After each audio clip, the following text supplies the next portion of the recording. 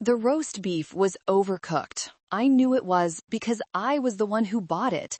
I was the one who seasoned it, and I was the one who had been watching the timer while my mother, Evelyn, and my sister Candace drank their third bottle of Chardonnay in the living room. But as I sat at the dining table chewing the tough meat, I didn't say a word. I never did. "The ambiance is just perfect, Mom," Candace said, her voice slurring slightly. She was wearing a glittering silver dress that cost more than my car. "Honestly, Greg and I have been so stressed about the apartment lease ending. This dinner is exactly what we needed." Greg, her husband, a man whose primary talent seemed to be losing jobs and finding excuses, nodded enthusiastically, his mouth full. "Absolutely. Nothing beats family." I looked down at my plate. I was wearing my work clothes, a gray slack suit that had seen better days. I had come straight from a 10-hour shift at the IT help desk to cook this dinner for Candace's wedding anniversary. No one had asked me about my day. No one had asked me about the promotion I was up for. Joyce, my mother's voice cut through the air like a serrated knife. She wasn't looking at me. She was admiring the chandelier light reflecting off her wine glass. "You're chewing too loudly. It's distracting."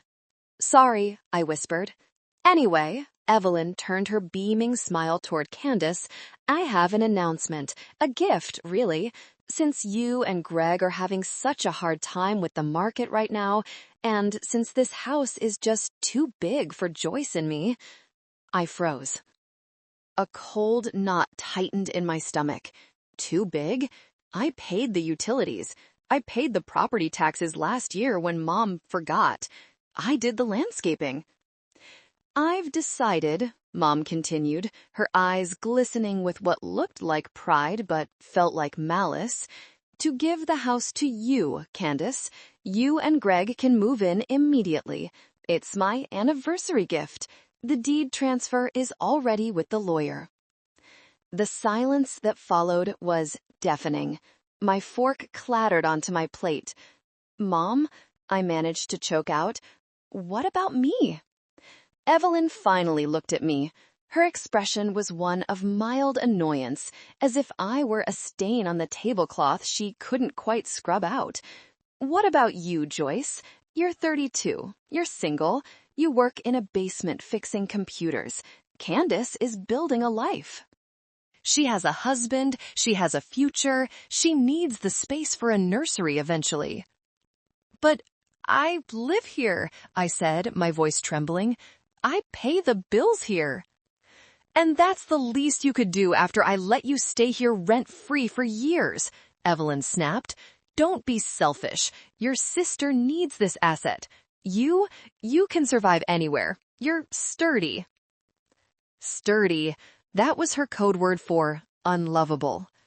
Candace was delicate, precious, a porcelain doll. I was the cardboard box the doll came in, useful for transport, then discarded. Candace reached across the table and squeezed Mom's hand. "Oh, Mom, you're the best. I can't believe it. A $500,000 house?" She glanced at me, a smug, triumphant smirk playing on her lips. "Joyce, don't worry. You can take the guest room for a few weeks while you look for a place. Or, well, we plan to turn that into a walk-in closet for Greg, so maybe the basement. Great if you're out by the weekend, though." "The weekend?" I stood up. The injustice of it was physically painful, rising like bile in my throat. "Mom, Dad built this house. He told me we would always have a home here."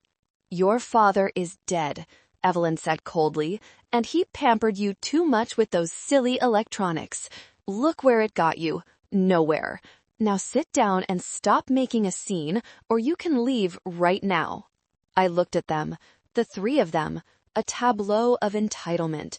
They didn't see a daughter or a sister. They saw an obstacle. They saw an ATM that had finally run out of cash. "I'm not taking the guest room," I said, my voice surprisingly steady, "and I'm not moving into the basement." "Good," Evelyn waved her hand dismissively. "Then you can move out. Tonight, I'm tired of looking at your sour face while we're trying to celebrate. You're kicking me out at 9 p.m. in the rain? You're a smart girl, Joyce. Figure it out, or admit you're a failure and beg your sister for the couch. Something inside me snapped. It wasn't a loud snap. It was the quiet, terrifying sound of a heavy cable finally breaking under years of tension. I looked at the house, the walls I painted, the floors I polished, and I realized it wasn't a home. It was a prison. Fine, I said.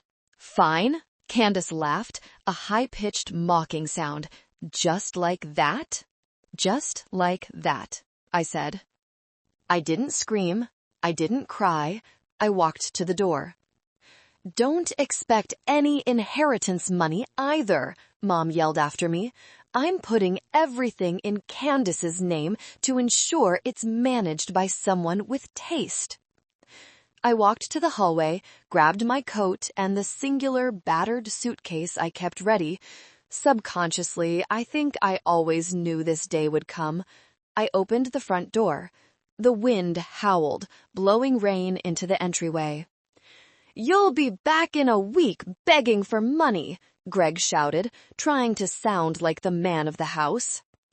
I turned back one last time. Enjoy the roast beef, I said. I hope it chokes you. I slammed the door. The sound echoed like a gunshot, signaling the end of my life as their servant. The rain in Connecticut in November isn't just wet. It's a physical assault. It stings your skin and seeps into your bones within seconds.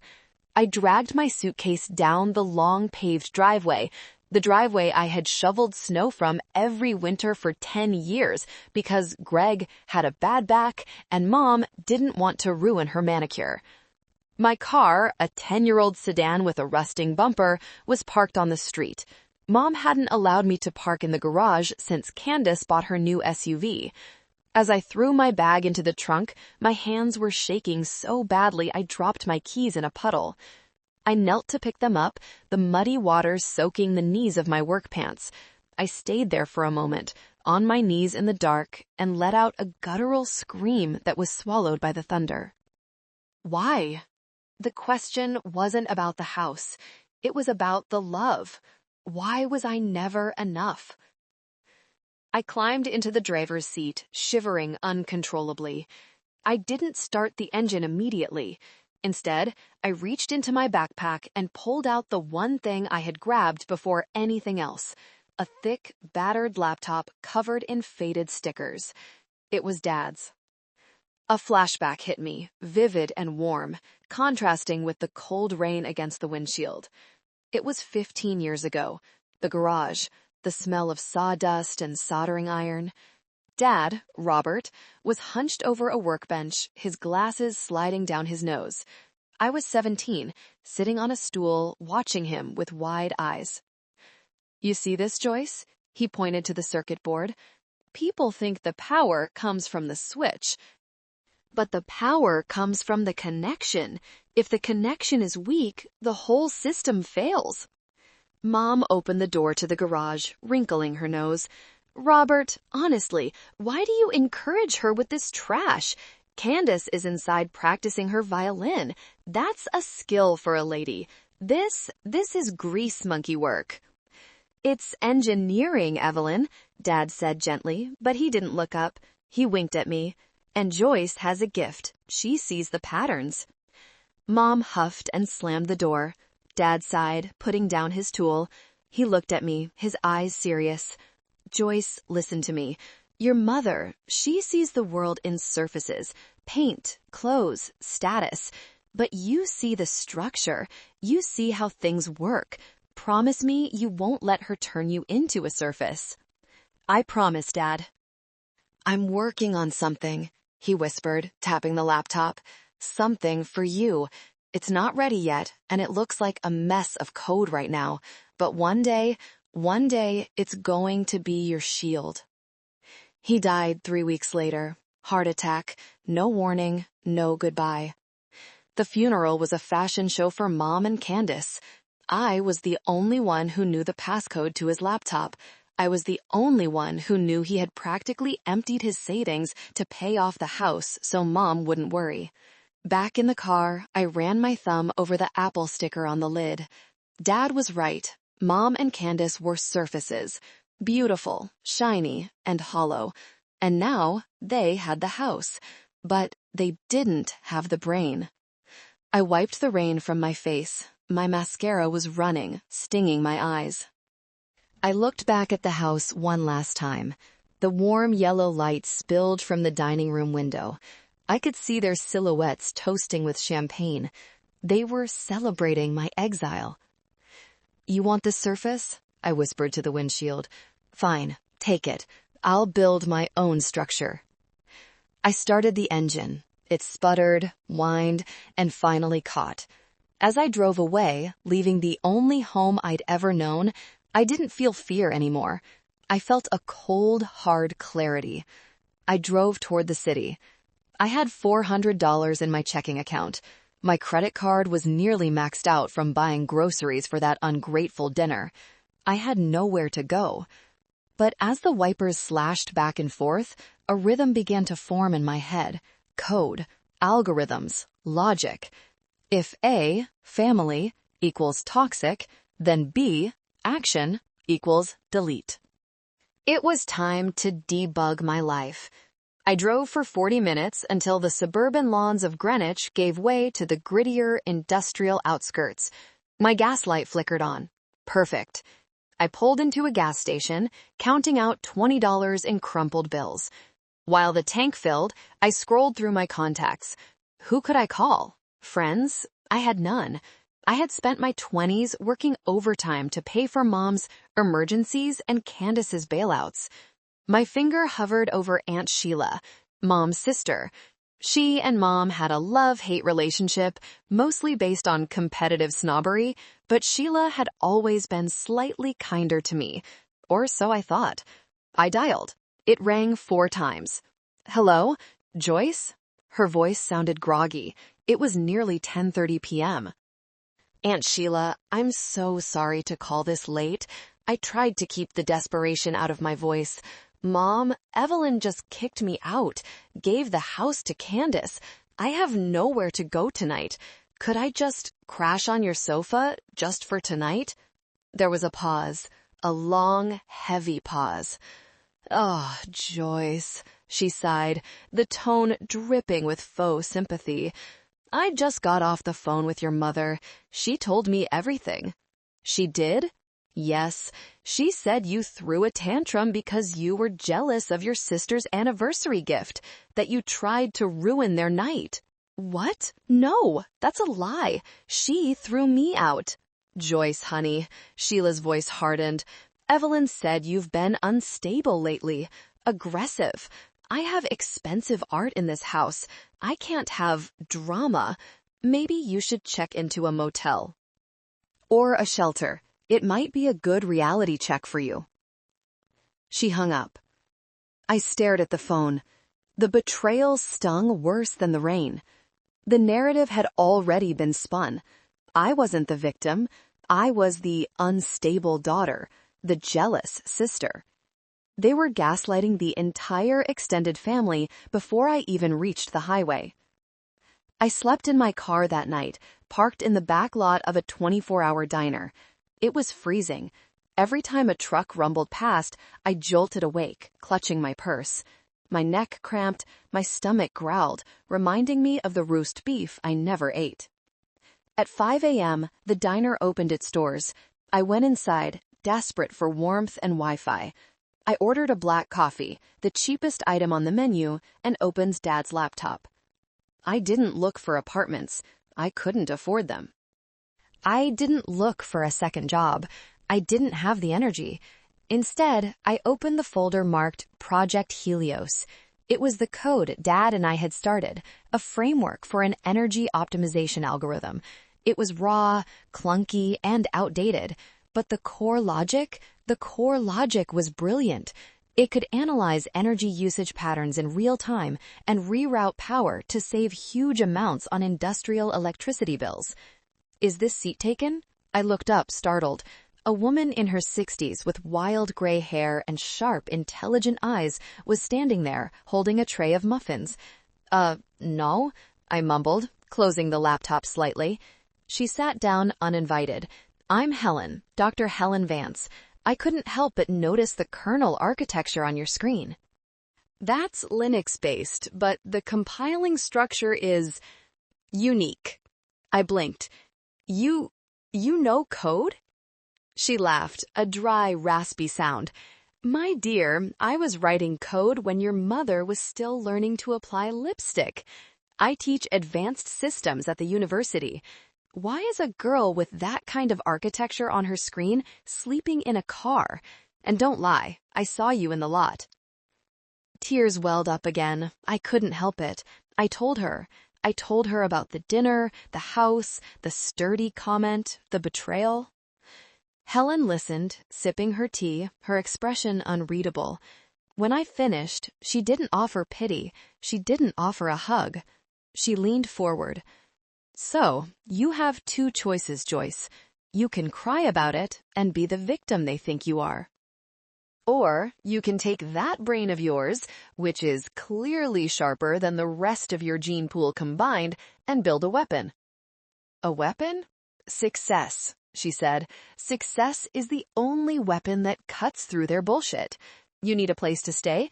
I have a spare room. It smells like old books and cat food, but it has high-speed internet. In exchange, you show me what that coat does. That was the moment. The snap. I looked at the rain streaking the diner window. I thought of Mom's smug face. I thought of Candace's fake laugh. I thought of Dad's promise. I wiped my eyes. The sadness evaporated, replaced by a cold, metallic resolve. I wasn't going to just survive. I was going to win. Deal, I said, but warn the cat. I work late. 3 years. People think success is a montage of high fives and champagne popping. It's not. Success is boring. It's ugly. It's lonely. For the first 6 months, I lived in Helen's spare room. I worked my day job at the IT help desk from 8 a.m. to 5 p.m., masking my voice to sound cheerful while resetting passwords for idiots. Then I would come home, eat instant ramen, and code until 3 a.m. I ghosted everyone. I changed my number. I deleted my personal social media. I became a ghost. Meanwhile, I created a fake Instagram account just to watch them. Month 3. Candace posted a photo of our new living room, new beige sofas, a 75-inch TV. The caption read, #blessed, homeowner, hard work pays off. I zoomed in on the photo. I saw a bottle of Cristal on the table. That bottle cost more than my monthly food budget. Month 8, Greg posted a photo of a new BMW in the driveway. New ride for the new crib. I checked the public records online, a habit I was developing. They had taken out a second mortgage on the house. They were burning through equity like it was kindling. I felt a dark satisfaction. Keep spending, I thought. Dig the hole deeper. By year 2, Project Helios had become EcoCore. I had refined the algorithm. It worked. It could save mid-sized manufacturing plants 20% on their energy bills. Helen introduced me to Marcus Sterling, a venture capitalist known for being ruthless but fair. I walked into his glass-walled office wearing a suit I bought from a thrift store, carrying Dad's battered laptop. I didn't pitch him a dream. I showed him the numbers. If you install this, I said, sliding the data across his mahogany desk, you save $2 million in Q1. If you don't, your competitor will. Sterling looked at me. He didn't see a sturdy girl. He saw a killer. Who are you? He asked. I'm the person who is going to make you a lot of money, I replied. He wrote a check for $250,000 as seed funding. 6 months later, after the pilot program succeeded, he invested $5 million. Suddenly, I was rich. On paper, I was a multi-millionaire. In reality, I had liquid cash that I had never dreamed of. But I didn't buy a yacht. I didn't buy jewelry. I bought a sleek, modern apartment in the city under an LLC called Nemesis Holdings. I hired a stylist to teach me how to dress like a CEO. I fixed my teeth. I learned to walk with my head high. And I hired a private investigator. I needed to know exactly what was happening in the house that was supposed to be mine. The reports came in weekly. Subject: Greg, fired from his sales job, spending days at a local bar. Subject: Candace, consulting business failed, spending heavy on credit cards. Subject: Evelyn, the inheritance from dad was gone, all of it, spent on renovations, cars, and keeping up appearances at the country club. They were drowning, and they had no idea the shark was circling. One night, sitting in my office on the 40th floor, looking out over the city lights, I received an alert. My heart skipped a beat. Zillow alert, 14 Oak Creek Drive. Status: pre-foreclosure. They hadn't paid the mortgage in 6 months. The bank was moving in. I spun my chair around and looked at the whiteboard where I had mapped out my strategy. It was time. I picked up the phone and dialed my lawyer, Davis. "Davis," I said, my voice calm, devoid of the trembling girl who left in the rain 3 years ago. "The property on Oak Creek, I don't want to buy it on the open market." "What do you want to do, Joyce?" "I want to buy the debt," I said. "I want to become the bank." Success is a lonely mountain, but the view allows you to see everything happening in the valley below. And in the valley of my former life, the floodwaters were rising. While I was negotiating contracts with industrial giants in Chicago and Tokyo, Nemesis Holdings, my anonymous shell company, was quietly compiling a dossier on the residents of 14 Oak Creek Drive. I didn't just want to know that they were failing. I needed to understand the anatomy of their failure. I needed to know exactly which lies were holding the roof up. The weekly reports from my private investigator, a former NYPD detective named Miller, became my morning ritual. I would read them with my coffee, feeling a cold, clinical detachment. Observation Report, Week 142. Subject: the property. The report detailed the physical decay of the house. The lawn, once the envy of the neighborhood because I spent my weekends weeding it, was now patchy and overgrown. The gutters were overflowing with dead leaves. A shutter on the second-floor window, my old bedroom window, was hanging by a single hinge. It was symbolic. Without me there to maintain the structure, the facade was literally falling apart. But the real rot was inside. Miller had managed to get financial records through a source at the local country club where Evelyn was notoriously late on her dues. The picture was grim. The inheritance Dad left evaporated. It had gone into image maintenance, leases on luxury cars they couldn't afford, vacations to St. Bart's to post photos for people who secretly hated them, and most pathetically, investments in Greg's get-rich-quick schemes. Then came the day my lawyer, Davis, called me into his office for something urgent. "Joyce," Davis said, his face unusually grim as he closed the door, "we were digging into the property liens to prepare for the debt purchase. We found an old irregularity with a trust account attached to your father's estate." "I told you," I said, leaning back in the leather chair. "Mom spent everything. There's nothing left." "No," Davis slid a photocopy across the mahogany desk. "This isn't general estate money. This was a specific educational trust, the Robert Moore Scholarship Fund. It was set up when you were 12, $50,000, maturing on your 25th birthday." The room went silent. The air conditioning hummed, but I suddenly felt hot. My 25th birthday. That was the year I was accepted into the master's program at MIT. That was the year I begged Mom for a loan because I was $3,000 short on tuition. I remembered crying at the kitchen table. I remembered her looking at me, sipping her tea, and saying, "We just don't have it, Joyce. Maybe you're not meant for that level of schooling. It's too expensive for a hobby." I looked down at the document. There was a withdrawal slip dated 3 weeks before that conversation. The entire amount, $52,400 with interest, had been liquidated. "Who signed for it?" I asked, my voice barely a whisper. "You did," Davis said. I looked up sharply. I never saw this money. "Look at the signature." I stared at the black ink. Joyce Moore. It looked like my handwriting. The loop of the J, the sharp cross of the T, but the pressure points were wrong. It was a tracing, a forgery. "She forged my signature," I said. The realization hit me like a physical blow to the chest. It wasn't just greed, it was sabotage. She didn't just want the money, she wanted to clip my wings. She stole my education to renovate a kitchen she barely cooked in. "We ran a forensic analysis," Davis continued. "The funds were transferred to a contractor named Lux Interiors. The dates align perfectly with the marble countertops installed in 2018. I closed my eyes.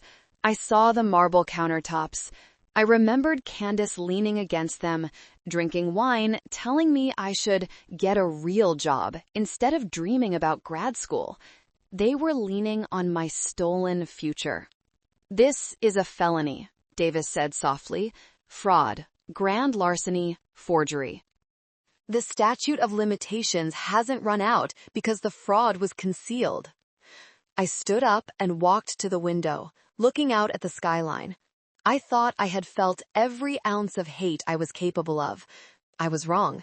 This was new. This was a cold, absolute zero.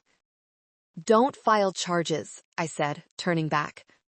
Davis looked surprised. "Joyce, this is prison time." "Prison is too abstract for Evelyn," I replied. "She'd play the victim. She'd be the martyr in an orange jumpsuit. No, I want something worse for her." "What's worse than prison?" "Public humiliation and absolute poverty," I said. "I want to take the house. I want to take the cars. I want to take the status. I want her to stand on the street with nothing, knowing that the failure daughter owns the pavement she's standing on." I pointed to the file. "Add this to the arsenal. When we drop the hammer, I want to make sure there is absolutely no wiggle room." That night, I received another update from Miller. It was a video file. Subject: Greg. The video showed Greg's BMW parked in the lot of a cheap motel off I-95. A woman, young, blonde, definitely not Candace, got out of the passenger seat. They kissed. It wasn't a quick peck, it was lingering. Miller's note attached read, "Mistress is a 22-year-old barista. Greg has been paying her rent using a credit card opened in Candace's name. Card is currently maxed out." I laughed. It was a dark, humorless sound. The perfect marriage, the perfect house, the perfect life. It was all a lie, funded by stolen money and sustained by credit card fraud. They weren't just struggling, they were rotting, and I was about to kick down the door and let the sunlight in. "Proceed with the purchase, Davis," I texted. "Buy the note. Become the bank. Tomorrow, we own them." The mechanism of buying someone's debt is surprisingly clinical. There are no dramatic speeches, no explosions, just a wire transfer and a signature on an assignment of mortgage document. At 2 p.m. on a Tuesday, Nemesis Holdings officially became the lien holder of 14 Oak Creek Drive. I sat in my office, holding the document. The paper felt heavy, substantial. This wasn't just legal text. It was the deed to my trauma. It was the receipt for every time I was called useless, every time I was told to be grateful for scraps. "Okay," I said to Sarah, my assistant. Initiate Phase 2. Phase 2 was the acceleration. In the mortgage world, when a borrower is significantly behind on payments, as Evelyn and Candace were, the lender has the right to accelerate the loan. It means the bank stops accepting monthly installments and demands the entire remaining balance immediately. We sent the notice via certified mail. I wanted a paper trail. I wanted them to have to sign for their own destruction. 3 days later, my phone buzzed. It was Aunt Sheila. I had carefully cultivated my relationship with Sheila over the last year. I helped her with anonymous donations to her cat shelter, and in return, she became my unwitting spy. She knew I was doing okay. She thought I was an office manager at a mid-sized firm, but she had no idea I was the Leviathan swallowing the family whole. "Joyce, you won't believe the drama." Sheila's voice was breathless, vibrating with the excitement of a gossip monger. "What's going on, Aunt Sheila?" I put the phone on speaker and leaned back, watching the city traffic. "Your mother called me in hysterics. A new company bought their mortgage from the bank. Nemesis Holdings. Sounds ominous, doesn't it? Anyway, they sent a letter demanding the full balance, $600,000, Joyce, by the end of the month." "That sounds serious," I said, keeping my voice neutral. "What are they going to do?" "Well, that's the thing." Sheila lowered her voice. "Evelyn is in complete denial. She thinks she can charm them. She keeps saying, 'It's a misunderstanding. Once they see who we are, they'll work with us.' She actually thinks her last name still carries weight in this town." "Hubris," I whispered. "Exactly. And Candace, oh God, Candace is blaming Greg. Apparently, Greg told them he had an investor for his consulting firm who was going to bail them out. Turns out the investor was a loan shark, and Greg got cold feet. Now they are turning on each other like rats in a barrel." I felt a surge of cold satisfaction. "So, no one has any money?" "Not a dime.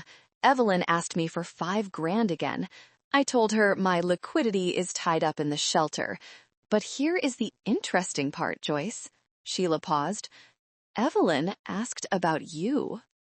My grip tightened on the phone. What did she ask? "She asked if I knew where you were working. She said, 'Maybe Joyce has some savings. She never spent money on clothes or makeup, so she must have hoarded it like a squirrel.'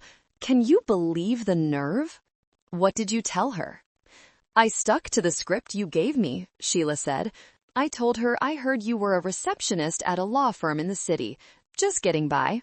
"Good. What did she say?" "She scoffed," Sheila sighed. "She said, 'A receptionist. Figures. I knew she'd peek at answering phones. Well, useless as always. We can't ask her for pennies.' Joyce, honey, why do you let them think this? You could buy and sell them 10 times over." "Because, Aunt Sheila," I said, watching a hawk circle a pigeon outside my window. "When the trap snaps shut, I want them to know they underestimated me until the very last second. It hurts more that way."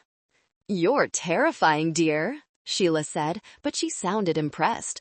"So, what's the play?" "Tell her you heard a rumor," I instructed. "Tell her that Nemesis Holdings is actually looking for distressed luxury properties to turn into high-end rentals. Tell her that if she goes there in person, looking her best, she might be able to convince them to lease the house back to her instead of foreclosing. Give her hope." "False hope?" "The cruelest kind." Sheila giggled. "I'll call her right now. Oh, she's going to put on her pearls for this." I hung up. The trap was set. By giving them the illusion of a negotiation, I ensured they wouldn't file for bankruptcy protection, the one thing that could delay my plan. I needed them to walk into my office voluntarily, thinking they were the protagonists of the story, thinking they were about to pull off a charismatic victory. I looked at the notice of acceleration copy on my desk. They viewed the world through the lens of entitlement. They believed rules were for other people. They believed that if they smiled brightly enough and dressed expensively enough, the world would bend to their will. They were about to learn that physics doesn't care about your outfit. When you hit the ground at terminal velocity, you break. I pressed the intercom button. "Sarah, clear my schedule for Monday morning. And make sure the large conference room is prepped. We're going to have guests." "The Moore party?" Sarah asked. She knew the whole story. She was practically vibrating with anticipation. "Yes, and Sarah, make sure the air conditioning is set to 65 degrees. I want them shivering before I even walk in the room." I was ready. The chess pieces were all in position. The king was exposed. The queen was defenseless. And the pawn they sacrificed 3 years ago was coming across the board as a queen. But the universe, with its sense of irony, decided to give us a rehearsal dinner before the main event. The weekend before the meeting, I needed air. The city felt suffocating, filled with the anticipation of the violence I was about to inflict. I drove out to the Hamptons. It wasn't just a leisure trip. I was looking at a potential acquisition, a vineyard that was being mismanaged. But mostly, I wanted to drive.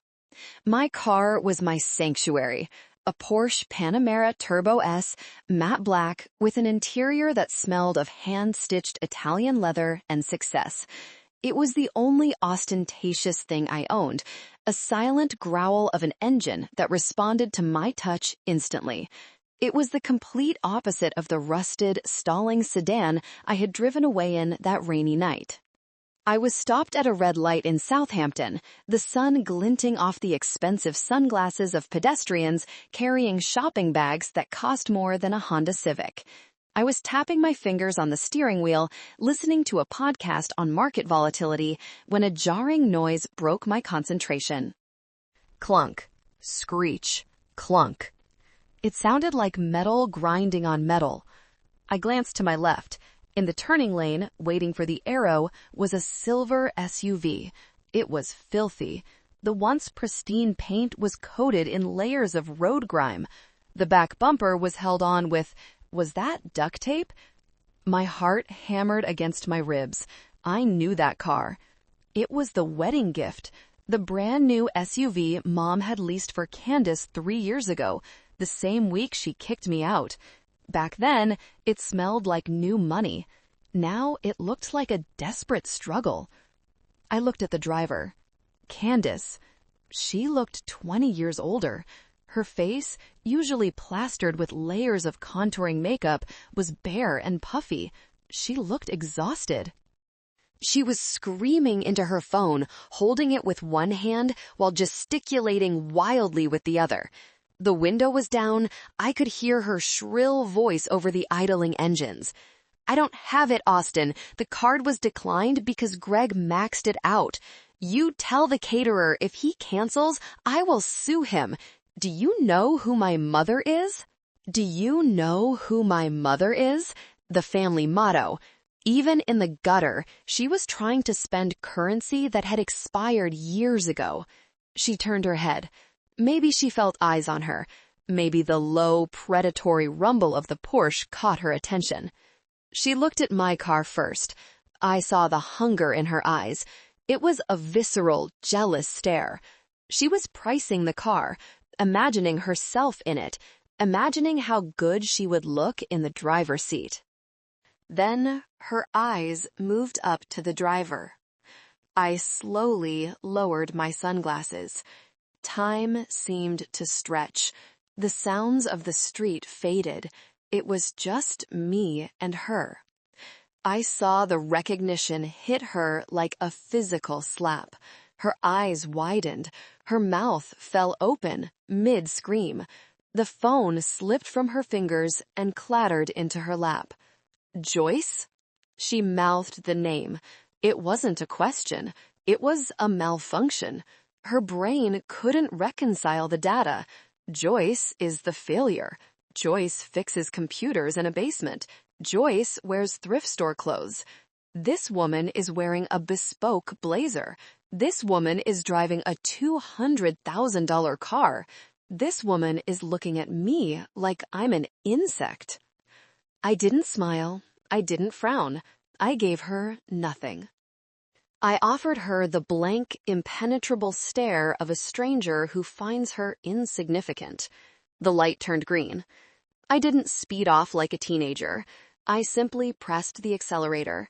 The Porsche surged forward with a smooth, effortless power, leaving her rattling SUV behind in a cloud of exhaust and dust.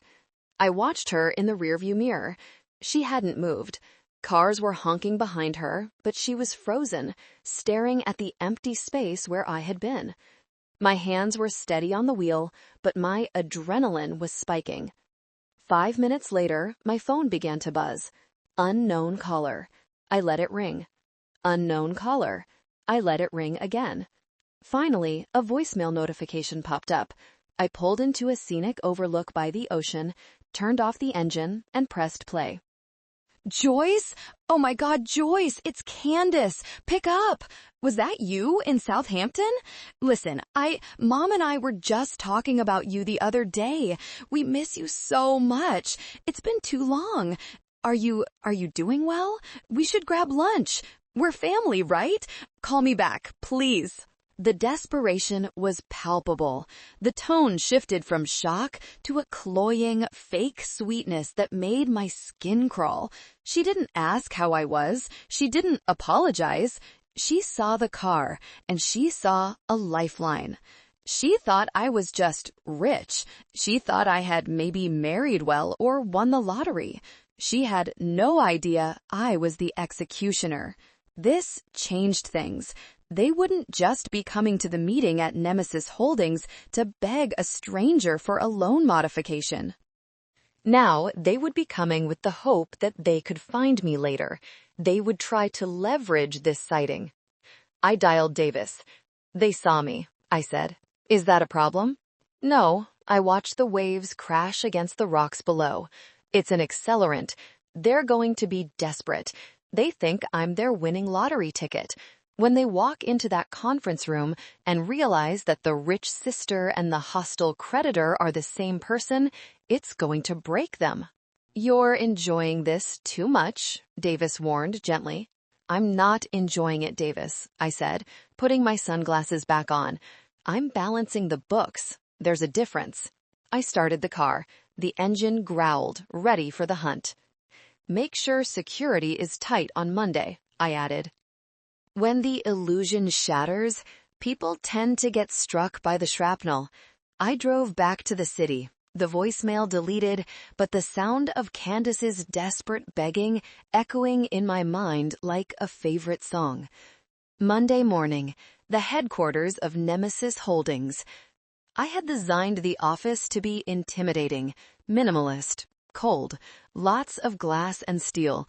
It was a place where emotions went to die and logic reigned supreme. I sat in my office watching the security feed from the lobby. They arrived at 9:55 a.m. Evelyn was wearing her best Chanel suit, vintage, slightly tight, and clearly retrieved from the back of the closet. Candace was trailing behind her, looking nervous, clutching a fake Louis Vuitton bag. Greg was nowhere to be seen. Cowards rarely show up for the battle. They approached the receptionist, Sarah. We're here to see the director of Nemesis Holdings, Evelyn announced, tilting her chin up. We have an appointment regarding the Moore estate. Name? Sarah asked, not looking up from her screen. Evelyn Moore, and this is my daughter, Candace. We are owners of a very significant property. Have a seat, Sarah said coolly. I watched them wait. Evelyn critiqued the furniture. Candace kept checking her phone, probably hoping I would call her back. They had no idea that the director and the sister were the same person. They thought they were meeting a stranger to beg for a loan modification. At 10:15 a.m., Sarah buzzed me. They're ready, Miss Moore. Send them to conference room B, the one with the glass walls. I waited 5 more minutes. Let them sweat. When I finally walked down the hallway, I could hear Evelyn's voice through the door. "You have to cry, Candace. Squeeze out a few tears. Tell him we're a legacy family facing temporary liquidity issues. Men love a damsel in distress." "I don't know, Mom," Candace whispered. "What if they know about the foreclosure notice?" "Deny it. Say it's a bank error." I pushed the heavy glass door open. "It's not a bank error," I said, walking in. Evelyn and Candace spun around. The look on their faces was worth every sleepless night, every packet of ramen, every tear I shed in that parking lot. It was a mixture of confusion, shock, and horror. "Joyce?" Evelyn gasped. "What are you doing here? Did you get a job as a secretary? We're waiting for the director. Get us some coffee while you're at it." The audacity! Even now, facing the abyss, her instinct was to treat me like a servant. I didn't answer. I walked to the head of the table, the massive, polished granite table. I pulled out the leather chair, the only chair with armrests, and sat down. "I am the director," I said calmly. "Don't be ridiculous," Candace scoffed, though her voice wavered. "This is an investment firm. You fix computers." "I own Nemesis Holdings," I said, "and Nemesis Holdings owns your mortgage, which means I own you."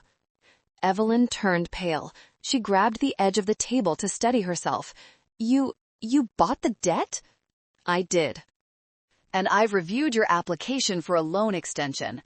I picked up the folder in front of me and dropped it back onto the table with a loud thud. "It's denied."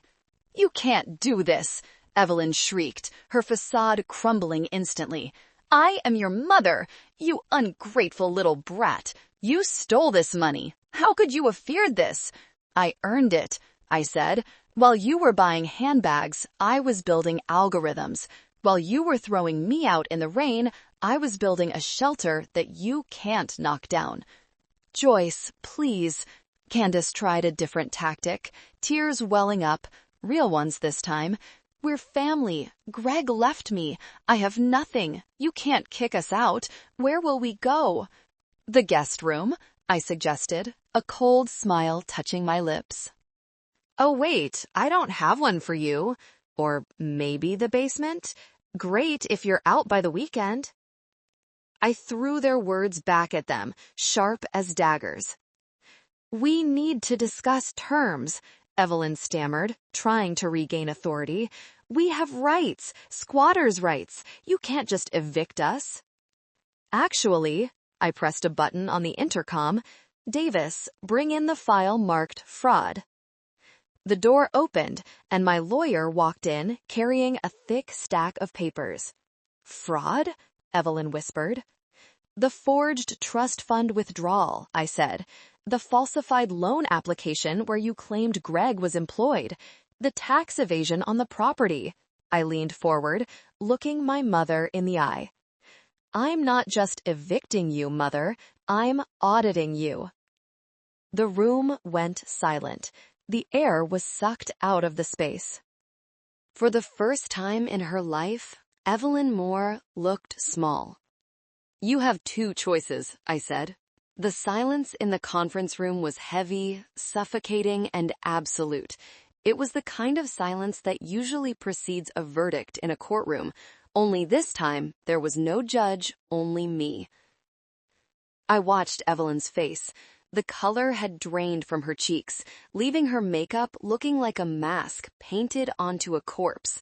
Her eyes darted from the fraud file to me, then to Davis, and back to the file. She was calculating.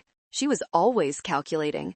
But for the first time in her life, the math wasn't working. "Auditing?" she repeated, her voice cracking. "Joyce, don't be dramatic. You're sounding like your father when he was in one of his moods."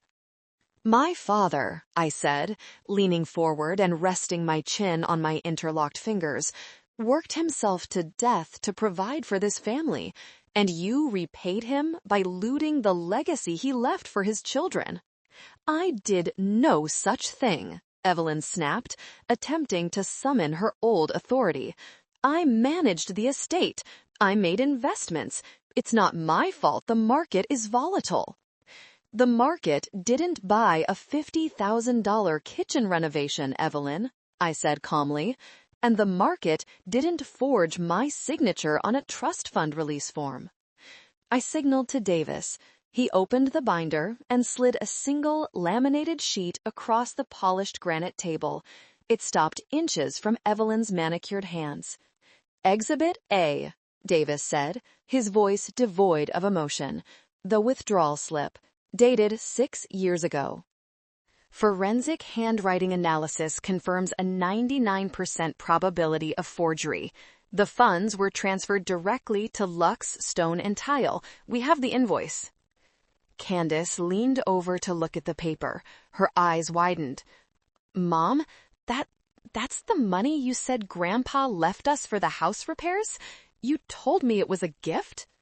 It was for the family, Evelyn hissed, not looking at her. The house needed value. It was an asset. It was my tuition, I corrected her. It was my future. You stole it because you wanted marble countertops more than you wanted an educated daughter. I fed you. Evelyn slammed her hand on the table. I clothed you. I put a roof over your head. You owe me everything. And I paid you back, I said. I paid the bills. I paid the taxes. I fixed the leaks. And then, when I had nothing left to give, you threw me out in the rain. I stood up and walked to the floor-to-ceiling window overlooking the city. I needed them to see the contrast. I needed them to see the world I commanded now. But we aren't here to talk about the past, are we? I turned back. We're here to talk about your debt. Nemesis Holdings owns the note. The balance is $640,000, plus interest, plus penalties. We can't pay that, Greg spoke up for the first time. His voice was small, pathetic. He was sweating, his cheap suit clinging to him. We were hoping for a payment plan, a restructuring. I looked at Greg, the man who had mocked me as I left, the man who was cheating on my sister with a barista. Davis, I said, show them the second file. Davis slid another folder across. This one was thinner. It contained credit card statements and photographs. What is this? Candace asked, reaching for it. Don't, Greg lunged, trying to stop her, but he was too slow. Candace opened the folder.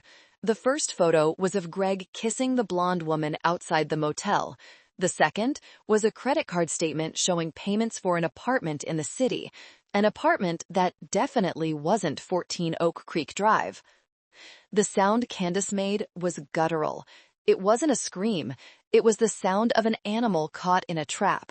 She looked at the photo, then at Greg, then back at the photo. Who is she? Candace whispered. Babe, it's not what it looks like, Greg started. The universal anthem of the guilty. That's a client I was consulting. You bought her a Cartier bracelet? I pointed out, nodding at the statement.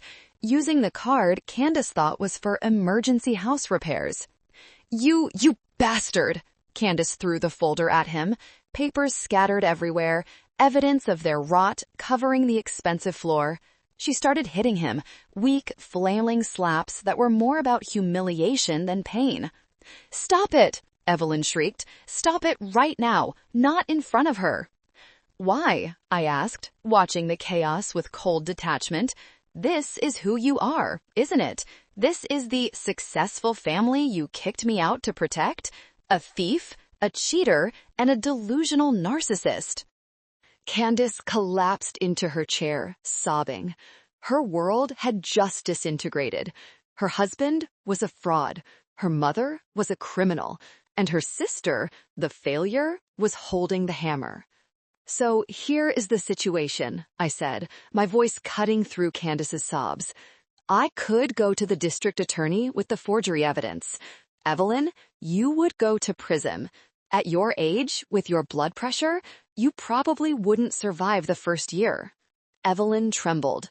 For the first time, I saw genuine fear in her eyes. The jail cell was a reality she couldn't charm her way out of. And Greg, I continued, I could sue you for credit card fraud on behalf of the estate. You'd be unemployable forever. What do you want? Evelyn whispered. She looked small. The grandeur was gone. She was just an old woman in a dated suit, cornered. I want the house, I said. It's all we have, Evelyn pleaded. It's not yours, I replied. It never was. You treated it like a piggy bank, not a home. You let it rot while you pretended to be rich. Now the bank is calling the loan. I placed a document on the table. It was a deed in lieu of foreclosure. Sign this, I said. You sign the house over to Nemesis Holdings voluntarily. In exchange, I won't file criminal charges for the forgery. I won't send you to prison, Mom. The word mom tasted like ash in my mouth. And if we sign, Candace sniffled, looking up, her mascara running down her face. Can we stay? Maybe rent it from you? I looked at her. Even now, after everything, she still expected a soft landing. She still expected me to be the safety net. No, I said. You have 30 days. 30 days? Evelyn gasped. To move a lifetime of possessions? To find a new place? With no money? Joyce, be reasonable. Reasonable? I laughed. It was a sharp, jagged sound. Reasonable was giving you 30 minutes to pack my life into a suitcase while you ate roast beef. Reasonable was throwing me out in a storm. 30 days is a luxury, Evelyn. It's a gift. I checked my watch. You have 5 minutes to decide. Sign the deed or Davis calls the district attorney. I have the number on speed dial. The room was silent again, but this time it was the silence of defeat. Evelyn looked at Greg, who was staring at the floor. She looked at Candace, who was broken. Then she looked at the pen. Her hand shook as she picked it up. She didn't look at me. She signed. Candace signed next, her tears dropping onto the paper, smearing the ink slightly. Greg signed last, eager to just get out of the room. Davis took the document, checked the signatures, and notarized it on the spot. Done, Davis said. Get out, I said. Joyce, Evelyn started, standing up unsteadily. I know I was hard on you, but I did it to make you strong. And look at you now. You're a CEO. In a way, I was right. I stared at her, the absolute, unadulterated narcissism. She was trying to take credit for my survival after she tried to kill me. You didn't make me strong, Mother, I said, my voice low and dangerous. You made me hard. There's a difference. And you're lucky I'm not as hard as you raised me to be. If I were you, I'd be in that jail cell. I pointed to the door. 30 days. Every item left behind on day 31 belongs to me. And Evelyn, don't steal the copper wiring on your way out. I'll be checking. They walked out, defeated, broken. As the door clicked shut, I didn't feel happy. I didn't feel like celebrating. I felt an immense, crushing exhaustion. I sat down in the leather chair, the director's chair, and closed my eyes. The war was over. I had won. But looking at the empty seats where my family had just sat, I realized the cost of the victory. I had burned the bridge, the village, and the forest. But then I remembered the rain. I remembered the cold car. I remembered the sturdy comment. I opened my eyes and looked at the city skyline. It was worth it. The 30-day countdown began. I didn't visit the house. I didn't need to. I had cameras, I had Miller, and I had the reports from the neighbors, who were witnessing the slow-motion train wreck of the Moore family. The first week was the denial phase. Evelyn told the neighbors they were downsizing to a luxury condo in Florida because the house was just too much maintenance. She tried to spin it as a strategic move. She held a garage sale to get rid of excess items. Miller sent me photos of the sale. I zoomed in. They were selling Dad's old tools. My stomach twisted. They were selling the very things that built that house for pennies on the dollar, just to buy groceries. I sent Sarah, my assistant, with cash and a nondescript van. Buy the tools, I told her, all of them, and the books in the study. Don't let them know it's me. By week 2, the reality set in. Greg moved out. He didn't go quietly. There was a screaming match on the front lawn that resulted in the police being called. Candace threw his clothes out of the second-story window. My window. It was a trashy, public spectacle that shattered whatever remaining social standing Evelyn thought she had. Then came the manipulation attempts. Day 20. My phone rang. It was the local hospital. Miss Moore, this is Greenwich Hospital. Your mother, Evelyn Moore, has been admitted. My heart stopped for a second. Instinct is a powerful thing. Biology screams mom, even when logic screams monster. Is it serious? She came in complaining of chest pains, shortness of breath. She claims it's a heart attack induced by extreme stress.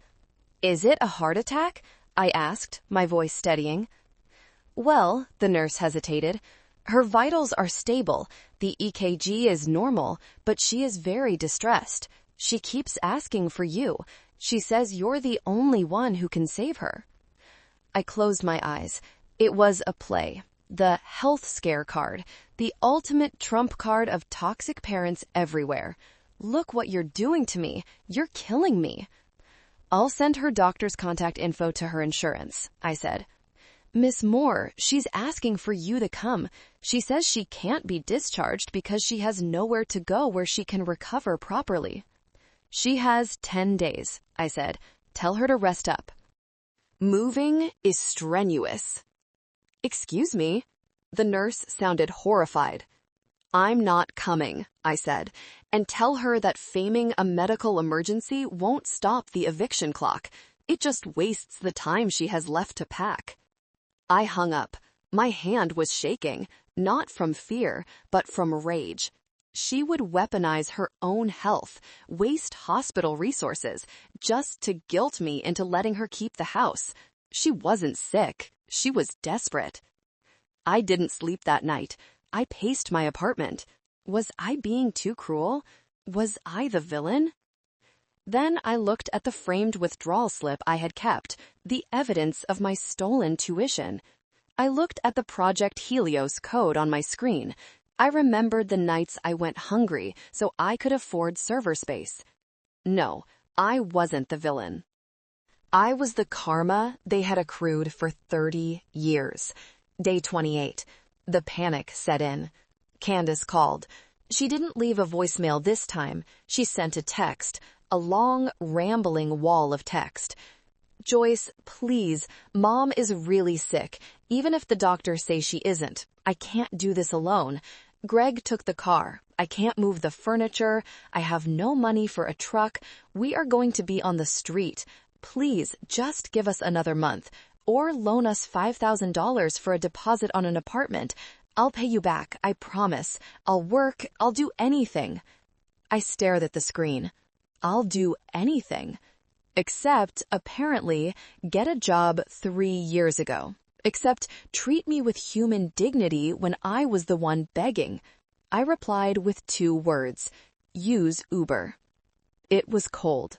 It was ice cold. But I needed them to understand that the Bank of Joyce was closed permanently.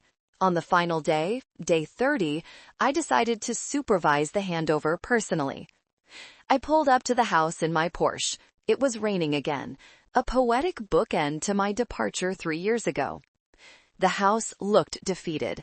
The grass was knee-high. The windows were dark. A U-Haul truck, the smallest size available, was parked in the driveway, looking comically inadequate for the contents of a 5-bedroom house. I got out, opening a large black umbrella. I was wearing a sharp trench coat and heels. I looked like the Grim Reaper of real estate. The front door opened. Evelyn and Candace came out carrying a sofa cushion. Just a cushion. They looked like refugees from their own life. Evelyn's hair was unkempt. Candace was wearing sweatpants that had holes in the knees. They froze when they saw me. "Time's up," I checked my watch. "It's 5 p.m. "We're not done," Candace cried, dropping the cushion in a puddle. "The truck is full. We have so much left inside. The antique dresser, the china." "Then it stays," I said. "The contract was clear. Anything left at 5:01 p.m. is the property of Nemesis Holdings." "You can't do this," Evelyn rasped. She looked frail. For a second, I felt a twinge of pity. Just a twinge. "That china was your grandmother's." "You should have packed it first," I said, "instead of the TV." I gestured to the truck where the massive flat-screen TV was precariously wedged. Even now, they prioritized entertainment over sentiment. "Where are we supposed to go?" Evelyn asked. "The motel only let us book 2 nights." "I don't know, Mom," I said, my voice echoing the words she said to me 3 years ago. "You're a smart woman. Figure it out, or admit you're a failure." The words hit her like physical slaps. She recoiled. She recognized them. "You're enjoying this?" she whispered. "You're evil." "I'm indifferent," I lied, "and that kills you more than hate ever could." I walked past them, up the steps to the front door. "Leave the keys on the porch. If you're not off the property in 10 minutes, I'm calling the police for trespassing." I entered the house and closed the door on them. I stood in the hallway. It smelled of dust and neglect. I listened to the muffled sobbing outside, the sound of the truck engine starting, the crunch of tires on gravel. Then, silence. I was alone in the house that was supposed to be my prison, the house that was supposed to be Candace's reward. It was empty. It was cold. It was mine. I walked to the kitchen. The marble countertops, the ones bought with my tuition, were stained with wine rings and coffee spills.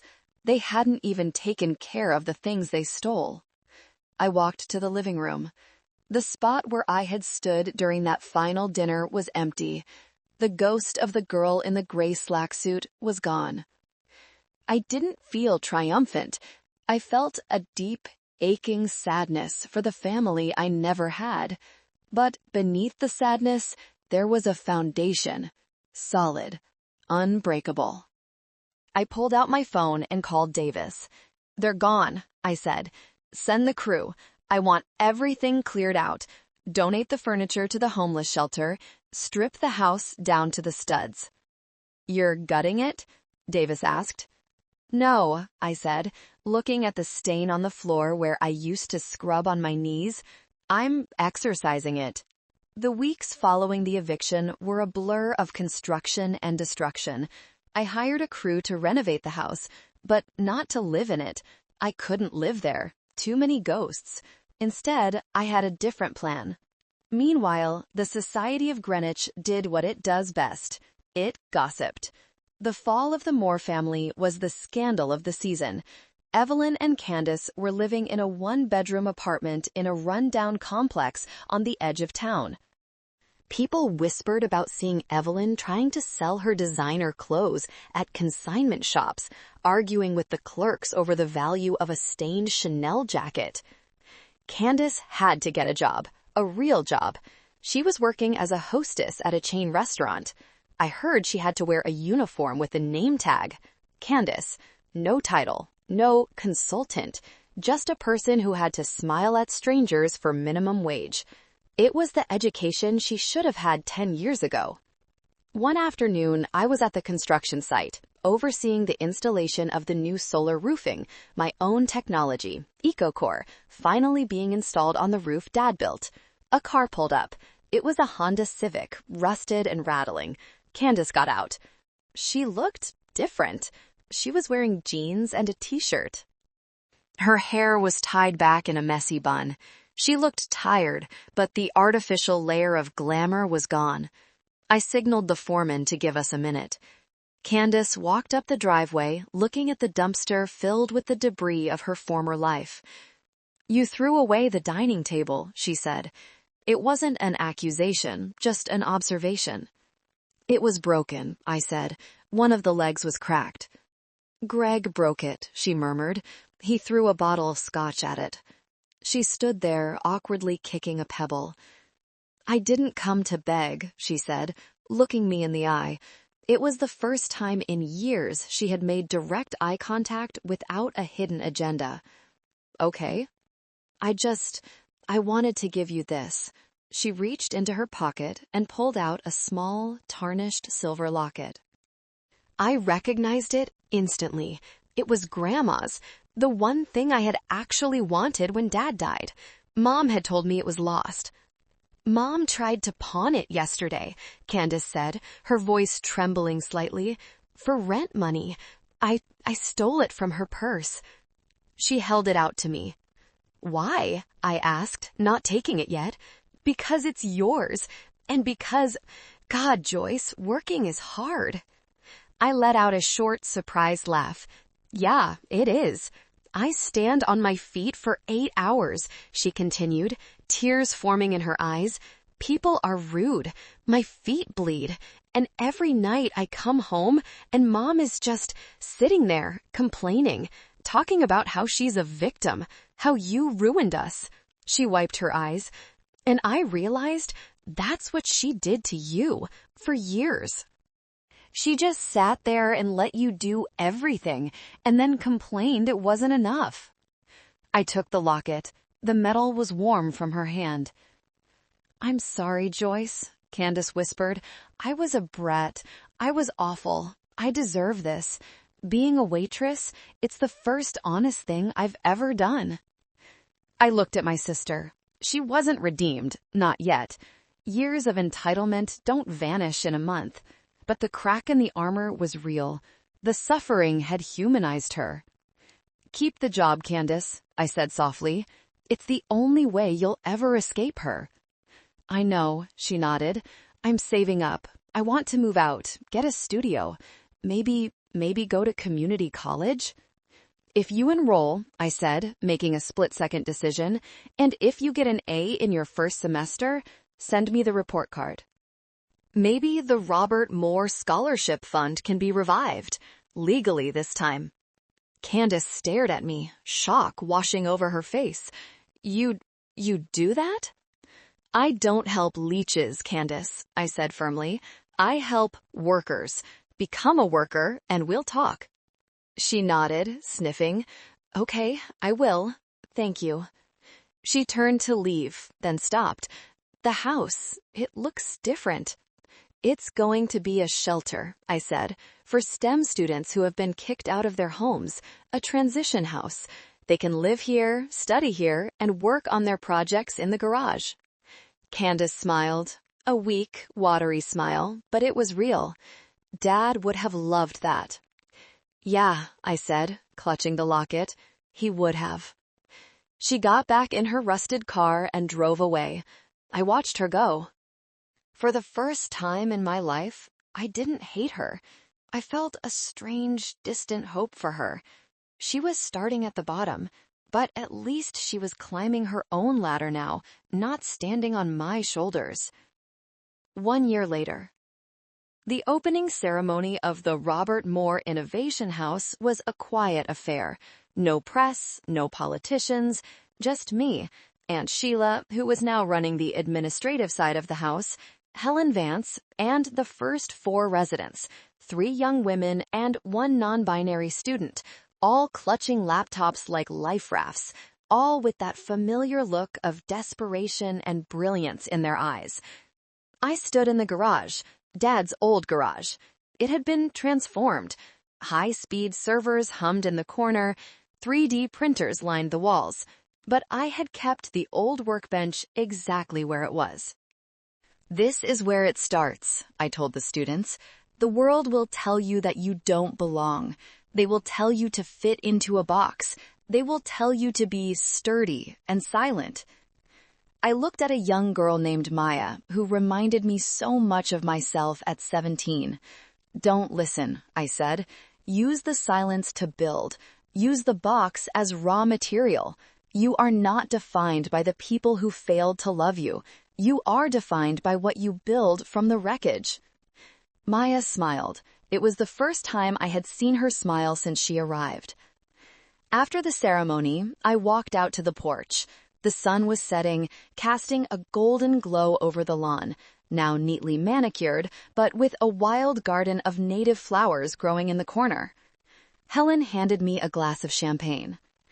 "You did good, kid," she rasped. "It feels light," I said. "The house, it doesn't feel heavy anymore."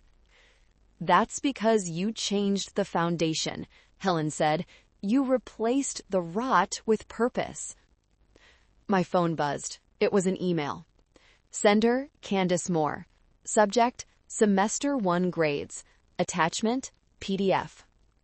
I opened it. 3 A's and a B+. And a note. The B+ is in math. It's hard, but I didn't quit. Mom is furious I'm not spending my tips on her medication, wine, but I moved out last week. I'm renting a room above a bakery. It smells like yeast, but it's mine. I smiled, a genuine, deep smile that reached my eyes. "Good news?" Helen asked. "Progress," I said. "Slow, painful progress." I looked at the driveway. I imagined my Porsche parked there, next to the student bikes. I had won the war, yes. I had crushed the rebellion. I had humiliated the enemy. But that wasn't the victory. The victory wasn't seeing Evelyn working the register at a discount clothing store, which she was, loudly complaining to anyone who would listen. The victory wasn't owning the deed. The victory was standing here, breathing air that didn't taste like anxiety. I had learned the ultimate lesson. Family isn't blood. Blood is just biology. Family is the people who spot your potential when you are invisible. Family is Helen giving me a room. Family is Aunt Sheila risking her sister's wrath to spy for me. Family is these kids inside building the future. And most importantly, family is the relationship you have with yourself. I touched the locket around my neck. "We did it, Dad," I whispered. "The connection is strong. The system is stable." I finished my champagne, turned my back on the sunset, and walked back inside the house. Not to serve dinner, not to be the maid, not to be the victim, but to build.